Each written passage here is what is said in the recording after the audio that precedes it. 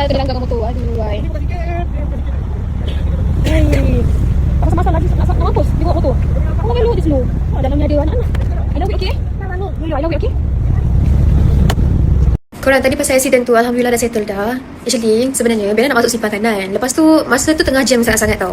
And then, memang semua benda slow. So, kereta pun bagi laluan dekat Bella untuk Bella masuk kanan. And then, kan ada petak kuning tu. So, kat petak kuning tak boleh ada orang berhenti ke apa sebab nak bagi laluan untuk kita masuk kanan. Betul tak?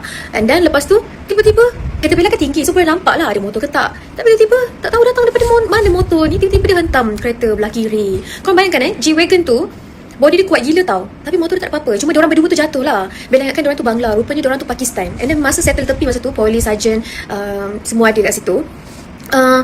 Bella jadi kesian tau. Sebab sebelum tu Bella tanya diorang. Bella tanya yang langgar Bella tu. Bella tanya. So masa lama-lama settle dekat tepi tu, sementara towing, tunggu towing sampai apa semua kan.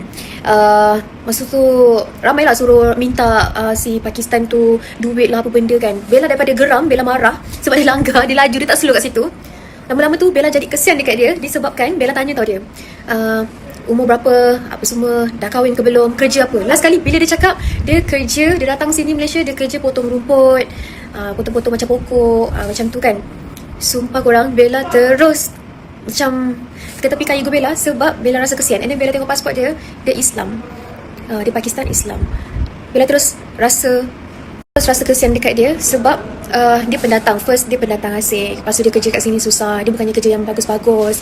Kalau orang tu muka macam penyangga apa semua, Bella memang tak settle lah kan. Maksudnya tak nak bagi muka. Tapi disebabkan cuba kita bayangkan tempat dia pendatang asing and Islam pula. Lepas tu dia dalam keadaan susah, kita tak tahu apa masalah dia hari ni. Lepas tu ditimpa lagi masalah.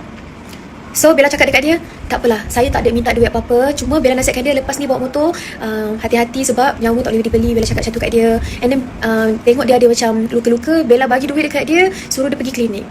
And then dia thanks dekat Bella lah. Cuma hidup kita ni kadang-kadang kita kena bertolak ansur, kita kena ada sifat berkemanusiaan terhadap seseorang kan. Sebab Bella diajar dengan ibu, dengan ayah, kalau kita mudahkan urusan orang, InsyaAllah Allah akan mudahkan urusan kita.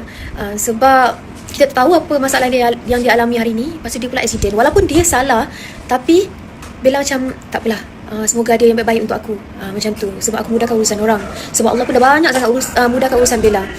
So dia pergi klinik apa semua. Cuma polis dia kena bagi dekat polis. Sebab masa tu polis semua ada, sebab dia tak ada lesen.